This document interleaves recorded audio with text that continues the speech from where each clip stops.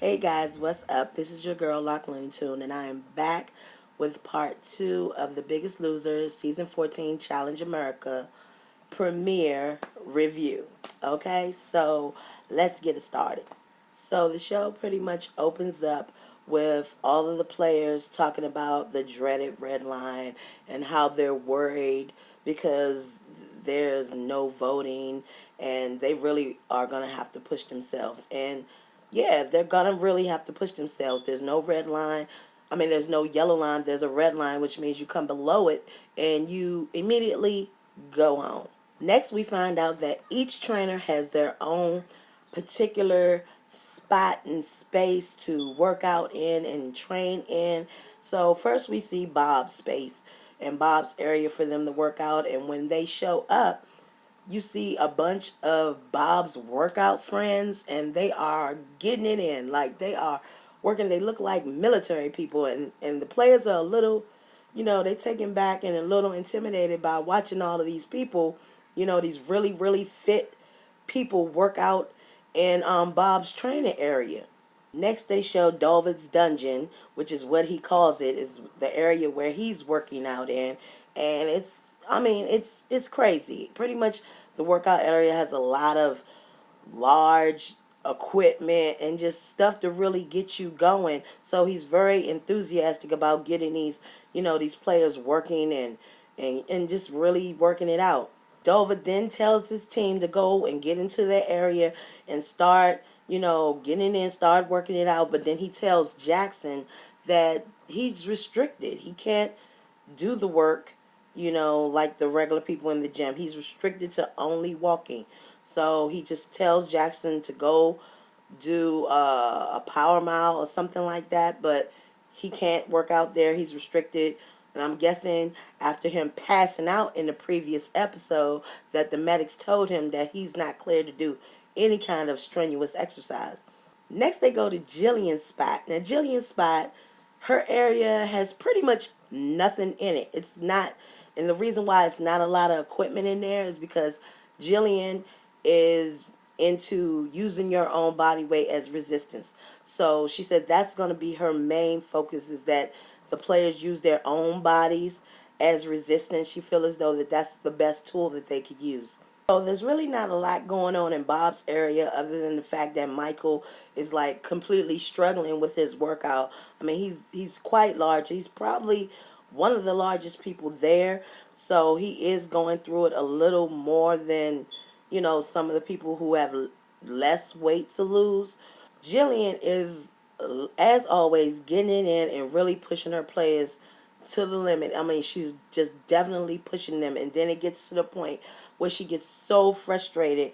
Like Danni. Danni comes across and she just doesn't want to do it. She's sitting down. She's just out of it. What does Jillian do? Jillian comes over there and she pours a bucket of water over Danny's head. I was like, what? What? Oh my goodness. Like Jillian is coming back ballistic. I was like, wow, she poured a whole bucket of water over top her head. Then you see a softer side of Jillian when she talks to Pam, and Pam looks like she's about to give up, and I'm pretty sure that Jillian doesn't want to lose any more people on her team after she's already lost Nikki in the previous episode. So she kind of softens up and just really has a softer side of Jillian. You see both sides of Jillian in this episode. You see the rough and tough side, and then you see the softer side, the person that's really going to talk to you and make you understand why you are doing this.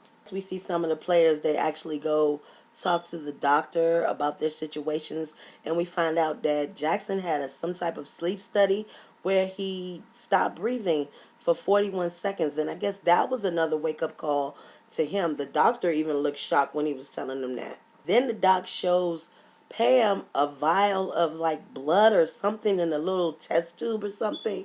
He shows her this. He shows her what a normal like blood sample or something was supposed to look like, and then he showed her a different one. I guess it was her blood sample, and he said there was fat in her blood. And it, when he held it up, I looked at it, and it actually looked like fat. It actually looked like like cholesterol, not cholesterol, Crisco. It actually looked thick like Crisco, and it was in the tube. It was just, I was like, oh my God. And he was like, that's, fat in your blood. Pretty much all the players was definitely getting a wake up call about their health and what they need to do, because they could have heart attacks, heart disease, diabetes, all different kind of things that could happen with their health. So then Jillian sits down and she talks to her team pretty much about, what do they need from her, because she's really getting frustrated, because it seems as though that a lot of her team members are not really pushing themselves like they should. And I don't know if it's because Jillian's fresh and she's coming back and she hasn't been there in 2 seasons, that she's a little extra hard on them. But I've always known Jillian to be hard on the Biggest Loser. So she just wants her team to push a little bit more, and basically she's asking them what do they need from her. Well, there's really not too much going on in this episode as it was in the previous episode. You have Patrick from season 10. He comes back, tells about what he's doing now. Then you have Antoine Gates, who comes from the San Diego Chargers, and he tells about what the NFL is doing to fight childhood obesity. And the reason they brought Antonio Gates there is because the NFL wanted to sponsor the challenge that they was having, and the challenge was, well, basically the prize for the challenge was that they was going to donate $5,000 to a school, and they was going to get a visit from an NFL player or something like that. I don't know. But next thing you know, we see the kids again. We see Noah. We see Lindsay. We see Sonny again. They come back to the ranch, and they participate in this challenge. Once again, someone is not cleared to participate in the challenge. This time, it's Pam. She can't participate in the challenge because I guess the medics didn't clear her. Basically, the challenge is sort of like football sprints and an obstacle course, and you got these players running back and forth, and sort of like a relay race style. So first we have Francelina, and Francelina is talking big shit. Like, she talking big shit, like, I'm gonna win this, I'm gonna do this, and guess what? She comes in last. So she comes in last during the first round of the challenge. Then Danni comes through and she's talking big shit, but she can back it up, and she wins the second round of the challenge. In the third round of the challenge, you have Lisa, and Lisa is struggling. Like, she is pushing like this football sled, and she is struggling, struggling, struggling. She comes in last, but she comes in strong because she didn't give up. She struggled all the way through it, and she made it through the end. On the last round of the challenge, there's Joe. He said he's a former football player, so he knew that he had to come through for his team, and he did that exactly what he did.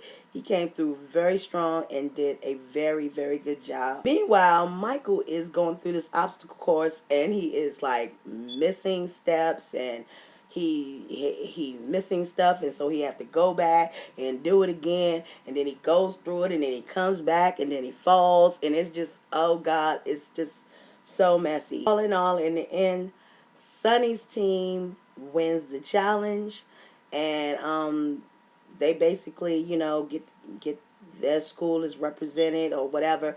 But the NFL and Antoine Gates and all them, they end up giving the money to both schools and all that. So it is what it is. Next, they cut back, and then they're in David's dungeon, and they're getting it in and working it out. And it's not really too much going on in this episode. I mean, they're just doing the regular workouts. But then I see Bingo. Bingo comes through, and what happened? Like, he fractured his foot playing football. God, I know about getting hurt trying to work out. And he fractured his foot. He comes through there on crutches, and I just felt so bad for him. So then they decided to do a fitness test for these kids. Now I'm thinking they're not really gonna make Bingo do much of anything, but next thing I see, Bingo is down on the floor and he's doing sit-ups with a broken foot. So, way to go, Bingo.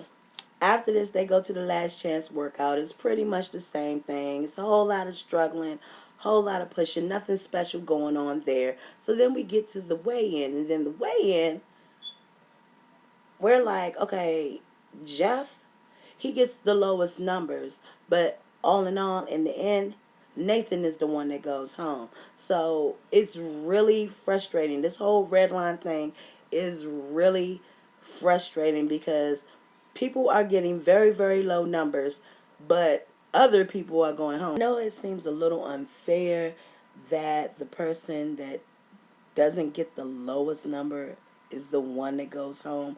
But that's pretty much how the Biggest Loser game is played. So we just have to deal with it. So we see Nathan, and Nathan has gone from 359 pounds to 299 pounds. He is out of the 300s. He's looking good. He proposed to his girlfriend. She said yes, and everybody lives happily ever after. That is pretty much it for this first review, guys, of The Biggest Loser Season 14, Challenge America. I will be reviewing this season and hopefully many more to come. So I will see you guys in the next video. All right, later.